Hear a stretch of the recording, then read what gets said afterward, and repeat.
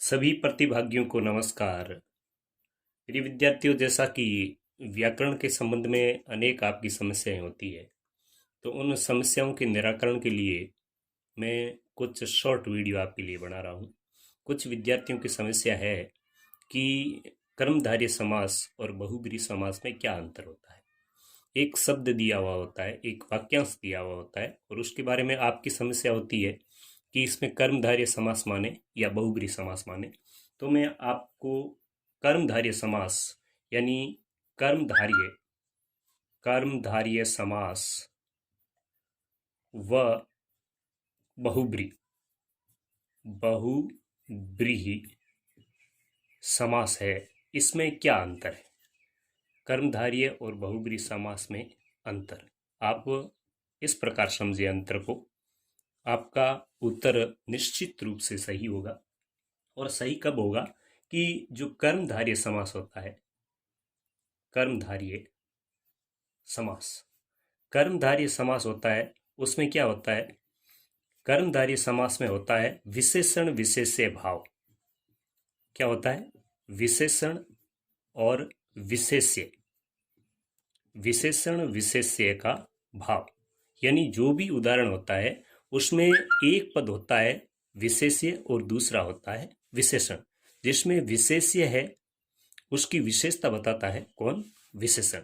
विशेषण विशेष्य का भाव होता है, या फिर उसमें होता है एक पद होता है उपमान और दूसरा पद होता है उपमेय।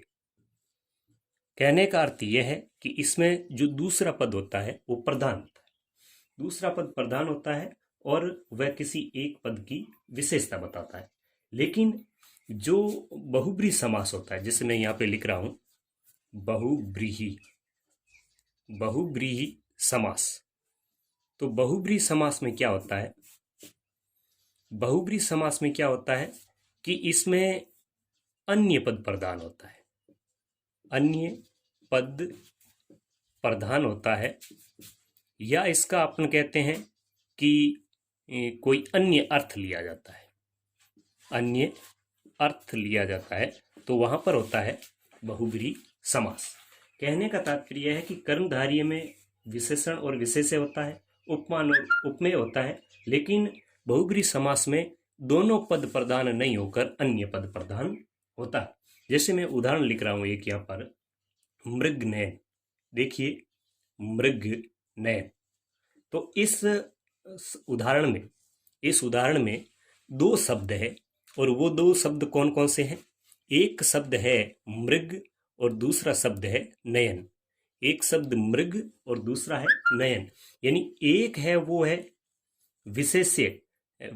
देखिए, नयन विशेष्य और मृग है वो क्या है? विशेषण। या फिर यह है उपमेय और यह है उपमान। और इसका अपन जब एक तरीके से विग्रह करेंगे तो इसका विग्रह होगा मृग के समान नयन। मतलब इसका जो पद प्रधान हुआ वो नयन पद है, वो प्रधान हुआ और उसकी विशेषता बताई गई। मतलब इसका कोई अन्य अर्थ नहीं निकला, इसलिए इसमें होगा कर्मधारय समास। लेकिन इसके विपरीत हम बहुब्रीहि समास में देखते हैं। जैसे मैंने शब्द लिख दिया नीलकंठ। नीलकंठ, तो इसका अर्थ होता है कि नीला है कंठ जिसका, नीला है कंठ जिसका। और अन्य अर्थ इसका क्या निकला? शिव। तो जहां पर अन्य अर्थ निकले तो वहां पर तो होता है बहुब्रीहि, और जहां पर दूसरे पद प्रधान हो और विशेषण विशेष्य का भाव, उपमान उपमेय का भाव, तो वहां पर होता है कर्मधारय समास। जैसे कई प्रकार की शंकाएं होती है। एक शब्द होता है पीताम्बर। एक शब्द क्या होता है? पीताम्बर। और पीताम्बर शब्द में दिक्कत होती है कि हम पीताम्बर में क्या माने। जैसे मैंने यहाँ लिख रहा हूँ पीताम्बर, तो मैं आपके लिए कहना चाहूंगा कि यदि शब्द यही लिखा हो कि पीताम्बर शब्द में समास बताइए, तो आप लिखें बहुब्रीहि। क्या लिखें? पीत अंबरीयस्य सह, यानी पीले वस्त्र है जिसके, अर्थात भगवान श्री कृष्ण।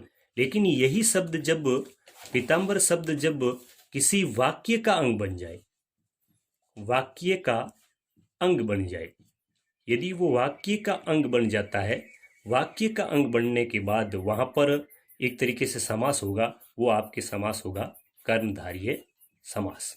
जैसे कोई कहते कि वह तो पीतांबरधारी है, या वह पीतांबर वाला कौन है। मैं यहाँ पे उदाहरण लिख देता हूं एक, कि वह पीतांबर वाला कौन है, वह पीतांबर वाला कौन है। तो वह पीतांबर वाला कौन है या वह पीतांबर कौन है, तो यहाँ किसी व्यक्ति विशेष के बारे में पूछा जाएगा, जिसमें क्या होगा कि विशेषण विशेष्य का या उपमान उपमेय का भाव होगा। तो यहाँ पर पीतांबर शब्द है, उसमें जो समास होगा वो आपके होगा कर्मधारय समास। लेकिन यदि केवल पीतांबर शब्द पूछा जाता है और उसमें कोई तीसरा अर्थ निकलता है, तो वहां पर होता है वो आपके होता है बहुब्रीहि समास। तो निश्चित रूप से आपकी शंका का समाधान हो गया होगा। कर्मधारय और बहुब्रीहि समास में हम अंतर कैसे पहचानें, तो इसी प्रकार की मैं आपके जो डाउट है वो क्लियर करता रहूँगा, आपकी शंका का समाधान करता रहूँगा। आप जरूर बेझिझक अपनी शंका है वो मेरे सामने रखें, मैं उनका यथासंभव निराकरण करने की कोशिश करूँगा। धन्यवाद।